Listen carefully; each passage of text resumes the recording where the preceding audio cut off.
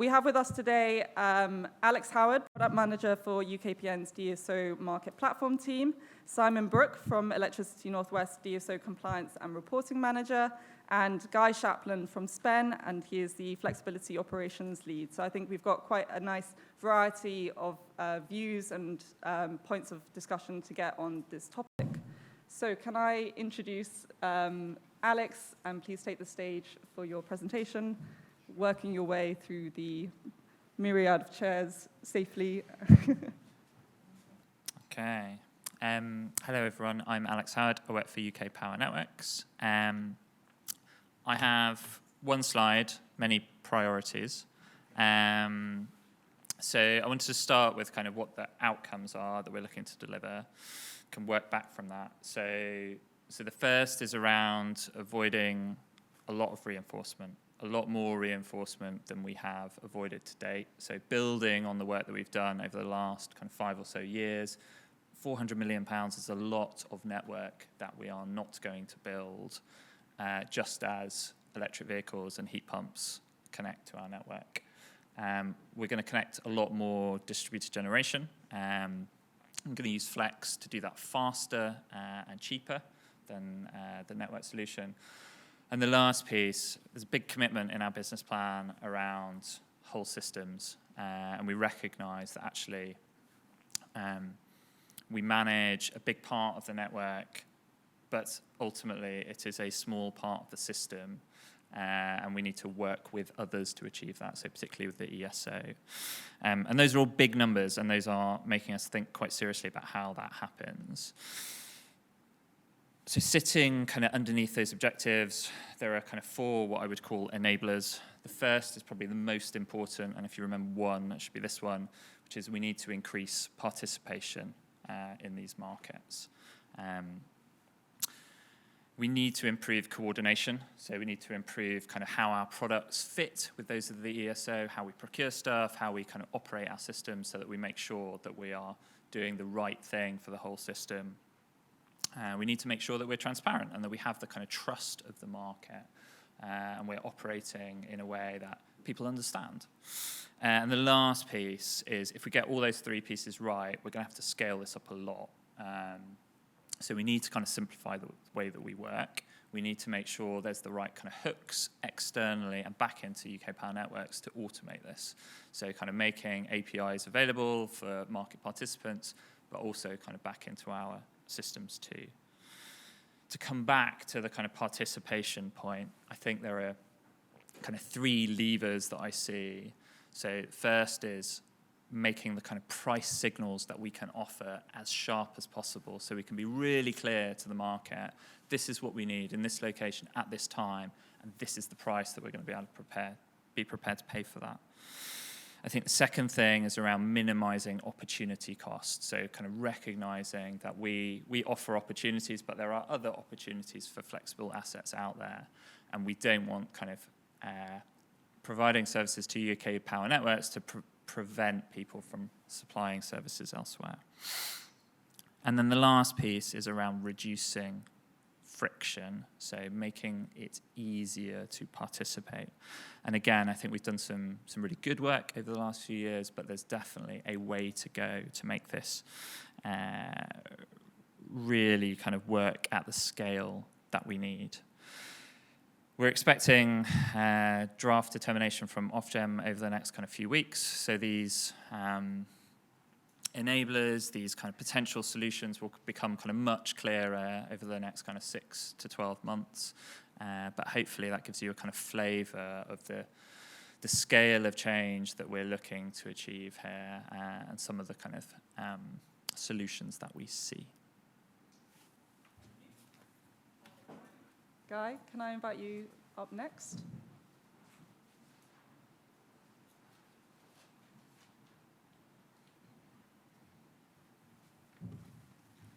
So I'm Guy Shapland. I'm the operations lead within SPNG Networks. Unfortunately, Jerry is supposed to do the spot today, but I got the phone call last night to say he couldn't make it. So a slight daunted panic came over me to realize I had to write something. So please bear with me. So what are SPEN's ED2 priorities from obviously starting from 2023. So we're going to grow the flex services market by developing robust processes and systems. Let's move on the slide. We're committed to procuring long-term flexibility and tendering twice a year. So we're currently tendering in spring and autumn of each year, albeit we actually stopped tendering this year. And the reason for that is that we've taken time out to understand what the barriers are and to develop our DSO structure that puts us in a strong place for the beginning of ED2. So myself and Wendy are currently just working on the structures to making sure that we can deliver what we've asked for over the past year. So last year we went out for our largest flexibility tender, 1.4 gigawatts. That was across 1,554 locations. So the first of these contracts are due to go live in April next year. So we just need to make sure that we've got the people and the systems and the processes in place to manage this on scale. And these volumes are going to start ramping up through ED2 as well. We also plan to grow these requirements to include outage planning, the significant code review, the fallout from that, faults and generation constraint management. So we plan to build on the 1.4 gigawatt requirement from a load-related plan. So it's a fairly ambitious plan over the next few years to try and grow our capacity for flexibility. We also plan to develop our planning tools. We have what we call the Engineering Net Zero tool in SPEN, shortened to ENZ. This tool allows us to forecast constraint zones years ahead based on defense scenarios. So that's the uptake of obviously EVs, low carbon technologies. This is going to evolve through ED2 to link to other systems. So what we're going to do is going to take data from substation monitoring, smart meter data, and weather data. And this will allow us to identify network constraints in near real time and help us make that shift to near real time procurement as well. We're working to provide an accurate month-ahead forecast. This is our biggest gap within SPEN at the minute, so we're very good at forecasting years and years in advance of what the likely constraints or where the likely constraints are going to be. But our biggest gap for us at the minute is actually giving providers an accurate month-ahead forecast of likely utilization, so you can get an idea of what revenue you're going to get from us. So we're working on that now, but hopefully through ED2, we'll begin to provide at least a month-ahead utilization forecast, which hopefully give a bit of confidence of the likely utilization and revenues that you can expect from us. We're also beginning to think about the shift to near real-time procurement as well. And this is certainly going to require a lot of head scratching and deep thought of how we're going to get there and manage it. So to do that, we're reviewing the systems and platforms that allow us to manage near real-time more effectively. And we're working with a couple of providers at the minute to understand how we can really do that and what processes we need to develop to be able to manage near real-time procurement and operation as well. We're also seeking new market opportunities, and I've recently completed a demand shift trial with Octopus Energy. This trial just recently finished a few weeks ago. So this trial took place in Dumfries and Galloway and represented flexibility in its simplest form, with the practical nature of the trial demonstrating fully what is possible with flexibility. The process involved us notifying Octopus Energy during time periods where high generation output was forecast. We then informed participating customers directly the day before those specific requirements were needed on the network. So we had over 2,500 Octopus Energy customers participating in the trial, with customers using 20 megawatt hour more energy, so an increase in demand or consumption across 6 2-hour trial windows. So the trial demonstrated how simple it was for customers to participate in flexibility markets, which are often seen as overly complex, and how responsive participants were in 98% of the trial participants finding the experience beneficial and easy to do. We also completed a reactive power trial last year, working in Flint, which is in our ManWeb license. We worked with Conrad Energy on this. And as Wendy said this morning, we have a requirement for reactive power across our SPM or ManWeb license area. And for some reason, no one seems to be bidding into that. So we wanted to understand why, what the barriers to participants entering the reactive power market. So we approached Conrad to see if they'd be interested in running a trial with us to fully understand what those barriers are and see how easy or hard it is to actually manage a reactive power product. So during this trial, we managed or successfully delivered 2.2 MVARs over a 5-day period, which is a real benefit. What we plan to do is take this forward and see what the value of the actual reactive power service is. So we're going to do a second phase trial later this year, if not beginning of next year. So we're going to continue to build on the learning from these trials and develop these new markets through ED2. And finally, for me, we've commissioned Auxilia to fully investigate the barriers to flex markets and license areas. We'll take the findings from this report, the Piclo research carried out following the low uptake in our last autumn tender, and the results from today's session to ensure we have the correct processes, systems, and people in place to continue to grow the market through ED2. Thank you.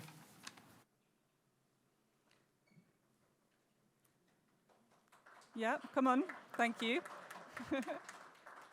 Bit out of practice with this applause, but yeah, good. Thank you. Last but not least, Simon. Electricity North West submitted their business plan last year, and as Alex said, we get our draft determinations 29th of June. You can tell because I'm concerned because I'm going to have to read all 1,000-odd pages of them. But very quickly, the way that we have approached the submission of our business plan is to think about how we, as Electricity North West, are going to lead the North West to net zero. We've set out a whole range of commitments across not only net zero, but vulnerability and other areas. And we have distilled those commitments into our DSO transition plan. And the way that we are thinking about how we are going to achieve net zero is what are we going to do to stimulate LCT adoption? What are we going to do to actually facilitate it? And when we understand all of that and start to deliver it, how are we going to do that in a timely and an efficient way? Now, I've taken a much broader view about what the ED2 business plans should be doing as far as net zero and flexibility markets are concerned. And for all of us, we've got a responsibility to unlock distributed flexibility, because if you've read any report in the last 4 or 5 years about how we're going to get to net zero, it's all about, at lowest cost, it's all about facilitating net zero for our customers connected to distribution networks. Yeah? That's the only way it's going to happen. So what are we going to do in Electricity North West? Well, similar to the way Guy was describing it, we're going to increase the opportunities. So we've got a broad program in our ED2 business plan to actually fit monitoring equipment to our network down at the LV and the HV level, which should release a whole range of new opportunities. We've got a similar tool to Guy's, the NZ tool, and we will be forecasting future opportunities at LV and HV. So that will give more of a comfort to the market that there are a pipeline of activities and future tenders coming forward. We recognise that we can't do this alone. We are one market of many. So we need to collaborate. And we need to collaborate with the ESO and all the other markets to make sure that we coordinate. You know, we are not going to be able to unlock flexibility at a distributed level without us working together across those markets. Yeah? And that means we need to build relationships. We twigged many, many years ago that we were never, ever going to build a platform. That was for the people like Piclo to do. And we will access and buy those services because we absolutely see they are an organisation who can access the whole range of the markets that are available. Anyone who gets a customer connected at a distribution level has to share it across the whole of the market, because the only way that they will participate is that they will see value in being able to find different markets to play into at different times. So we need to be talking to flexibility providers. We need to be talking to our local stakeholders. What are they planning to do with their local area energy plans, and help support them. Try and work out what plans they've got at a local level. Greater Manchester is a really good exemplar of what they're doing to try and facilitate new PV connected to buildings, heat pump trials and heat pump installations, and actually doing something about EVs in the centre of Manchester. So we're supporting our local stakeholders to make sure that they connect with their customers, their constituents, and actually try and edge them towards a net zero future. And that's the only way that we'll get a whole range of participation customers to make sure that we achieve net zero at the lowest cost. That's me.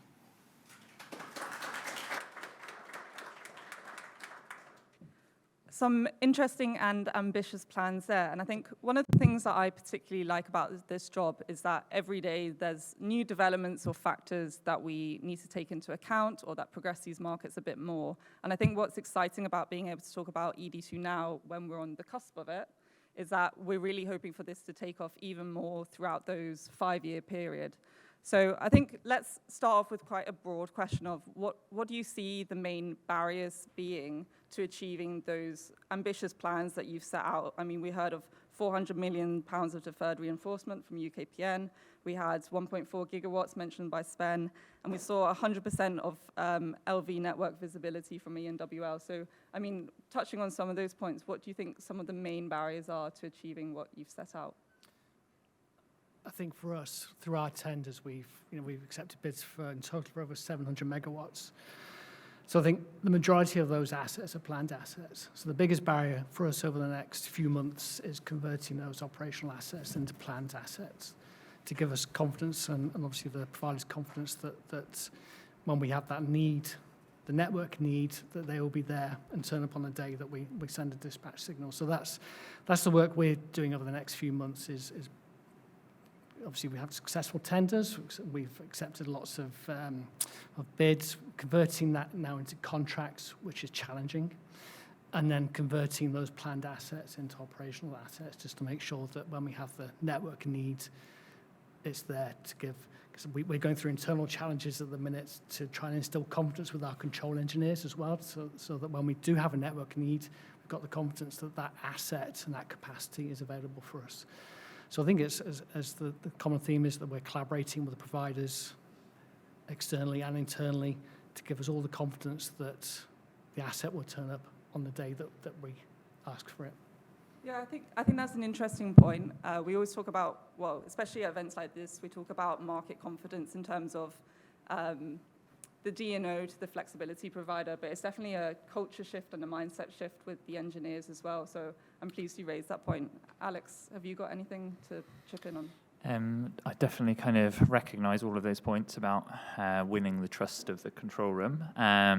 But for me, one of the biggest challenges here is around coordination outside the DNO. So we're trying to do all this stuff faster than we're comfortable doing, and we're trying to do it in a way that kind of brings various industry participants kind of together. And that involves DSOs, it involves the ESO, it involves Ofgem and BEIS and Flex participants. So for me, the kind of biggest challenge is actually a kind of how we do that collaboration in such a way that we don't slow ourselves down and kind of bog ourselves down and, well, we have to get consensus on every issue, but equally we don't have kind of random kind of excursions over here which kind of distract people from actually we need more low carbon technologies connecting to our grids, and in order to do that we need to work differently. Simon? So I'm going to think about ED2. So draft determinations come out on the 29th. We need to be funded to have these ambitious plans delivered.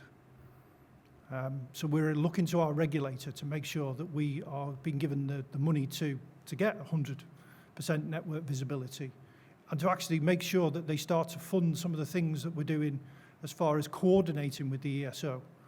So absolutely agree with what my two colleagues have said, but I look slightly closer term. We need to go through the process of actually getting clarity on what the Access SCR says about the connections boundary and the reduction in prices and allowing our customers to connect. These are the fundamental building blocks for us to actually making sure that we have both the energy and the funds to actually expand the flexibility market for the DSO and actually then start to properly coordinate with the ESO.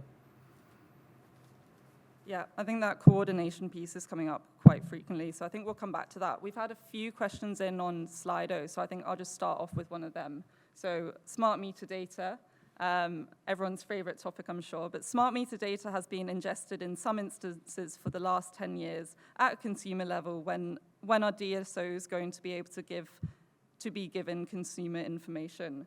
Is there anyone that would like to pick that one up first? So I'm not sure what you mean by consumer information, but we have the opportunity to get alerts from smart meter data, and they will feed into our control system and tell us how to manage faults and planned outages much better.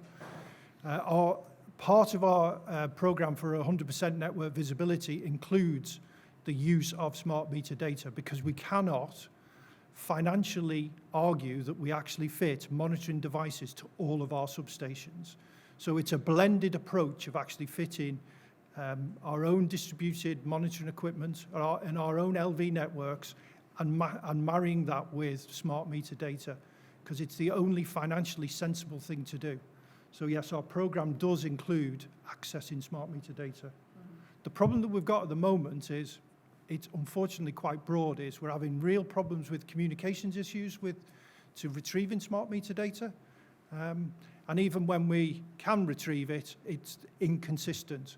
So we need to see the DCC's program actually make sure that the DNOs can actually really access smart meter data. I agree with that. You agree? All right, I think let's move on to a topic that I think is at the heart of what Piclo and at the forefront of a lot of the discussions that we're having internally as well. But how important is interoperability and market standardization across DNOs and ESO and other markets? Alex, would you like to come on that one first? Yeah, I can do. So I think this is critical, to be honest. So I don't think that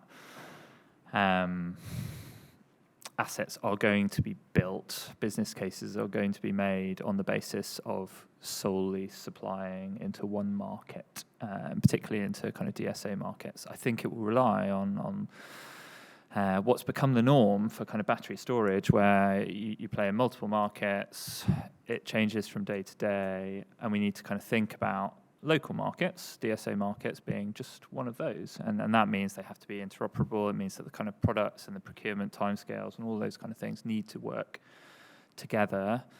That's tricky, but we need to achieve that at pace.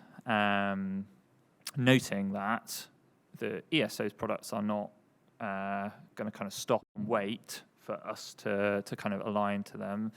Lots of things are moving at once. So I see this as a kind of growing focus for us, that we as a DSO need to kind of look outside our business, outside the markets we're trying to set up, and really understand kind of what's happening elsewhere, and make sure that what we do kind of fits with that. It's absolutely critical, standardization. We need, I'll come back to my slide, the only way that we'll unlock distributed flexibility is having a really simple way that people can participate in whatever market it is. So there needs to be just one set of standards, yeah? We need frictionless access for all of the participants. And that's the only way that we're going to encourage people to participate in the net zero challenge that we have. I think building on that point is, for us, is having the systems in place to be able to deliver that as well. So I think what we're hearing at the minute is we have a platform that plans, tells us where our constraint zones are, which is internal. You don't really get visibility of that. So would you like to see visibility of where our network constraints are? We then have a procurement platform, and that's for tendering long-term flexibility at the minute. We're then issuing contracts with you and then onboarding you onto a different platform to operate those services as well. So there's multiple different steps in the process, and each one comes with its own little challenges. And in a minute, because the volumes are so small through the operating phase, we're still learning. So I think ultimately we want to have the one platform that allows us to procure, operate, and settle. And that will bring efficiencies and savings for us as well. And I guess speaking of systems and of coordination, it's all very well and good that we're sat up here saying that we want to coordinate with ESO, but we are all working in the DSO flexibility market space. Is there anything you need from that side of things for that two-way communication or that two-way progression to have during ED2 from the ESO to be able to deliver this kind of coordination that you've outlined? I think we've started those discussions through the Open Networks project already, and it's just about building on those discussions and probably working more collaboratively with the ESO. Yeah, I'd support that. The programs like Power Responsive and Open Networks are great at getting us to collaborate. But what really unlocks us the opportunity is that pressure from our regulator. Now, we're in a quite unique position at the moment that the distribution businesses are going through their price control settlements, as it were, and the ESO are going through the same process. So 1st of April next year will be the start of the DNO's new ED2 price control, but it will be the start of the ESO's BP2 as well. And when you read actually what the ESO are proposing, there is a big alignment between what it is that they want to achieve and what the DNOs and DSOs want to achieve as well. And that's really positive, as long as our regulator recognises that and funds both parties to achieve it. Now, I'm optimistic, and I'm expecting that they will fund us, but they will expect delivery as well. And that's down to us to make sure that we collectively, as an industry, work together and deliver those outcomes. Speaking of regulatory pressure, we have another question from Slido, which is ED2 given the autonomy and tools for DNOs to reach net zero, or do we need more regulatory changes? Who's up first? We're not going to meet net zero on our own. Every person in GB has to play their part. We play an important role as a distributed network operator, as do local authorities, as do the future FSO. There are a whole range of constituents as part of that delivery mechanism. So we can't do it alone. We need to work together. So I definitely don't think that ED2 is the kind of the final thing. So I think ED2 is a kind of really key time for us. It's also a really key time for GB in terms of investing in low carbon technologies. But there's a lot of other regulatory stuff happening at the moment. So the debate around locational marginal pricing, the debates around network charging, to name but two, not mentioning all the stuff that will happen on retail as well. There's a lot going on, and I think kind of ED2 is clearly very important to some of the people in this room, but it also is part of a kind of bigger change program. Yeah, that's a fair point, and I think all of the access and forward-looking charges reforms coming into play as well. There's a lot of interlinking factors. Need not mention the announcement about National Grid ESO being shifted over to a future system operator and how that might interplay with all of this.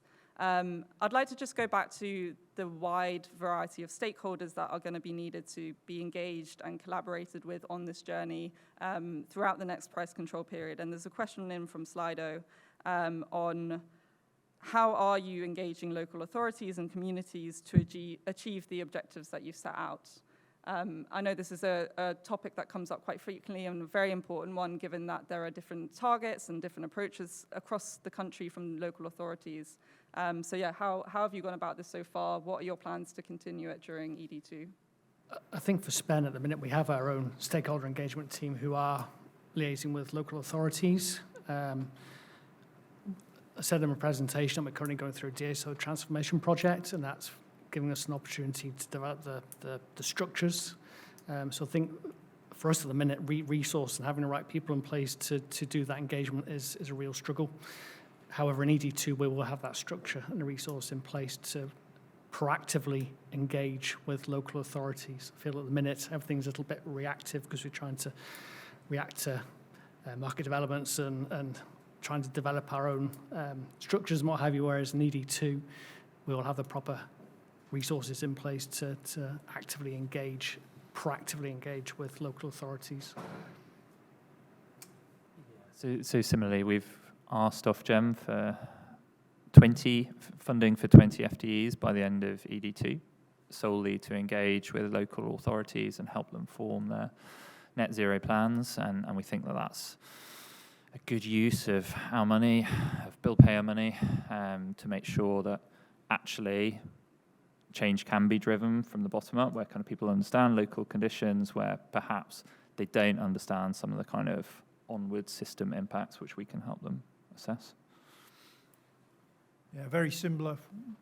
You know, we've got a big program to support our local authorities in generating their own local area energy plans. We do a lot of work with the local enterprise agencies, and we are stitched into all of the, I guess, the local government institutions in the Northwest, not only at the senior level, but actually quite low down. So as an annual process, our DFES production goes through and talks to all of our local authorities and actually ensures that their plans are built into our plans as well. So at a number of tiers at local government, we spend a lot of time talking to those people who actually are politically mandated to deliver certain activities in their patch, and to make sure that our plans marry them. And the other thing you've got to remember is there are a whole range of other communities that we need to access as well. So in the Northwest, just like there is in Scotland and Wales, community energy is a really big thing. And we've got a community energy manager. We spend lots of time going out and talking to those people who want to develop local energy. It's either local energy products or projects, and actually try and help them through the process of whatever they want to do locally, whether it's creating new generation or actually having programs to reduce their demand. All right, I think we've got a couple of minutes left, so I'm going to ask a rounding up question just to see us through. So I guess just to finish off, what would you say that you see as the most exciting thing to come forward during ED2? And fast forward, let's say 2.5 years, we're running a similar event to this again, maybe. What do you think will be the main point of discussion at that event, were we to have it? Yeah, a little bit of a crystal ball, please. Okay, so I think the most exciting thing that I see at the moment is the take-up of electric vehicles. I think it's a kind of game changer for the networks. It's forcing us to kind of think about stuff differently. It's also a fantastic source of flexibility in the future if done right. I suspect in 2.5 years' time, we're going to be talking about electric vehicles. Guy? I think for us, it's exciting to be part of this transition to the DSO. We can see the big challenges ahead of us, and I think for us to be able to deliver flexibility in an efficient manner will be a real win, using the correct systems and processes to do that. And in 2.5 years, be interesting to see whether we're actually delivering any near real-time procurement or intraday trading. I think that would be a good topic of discussion.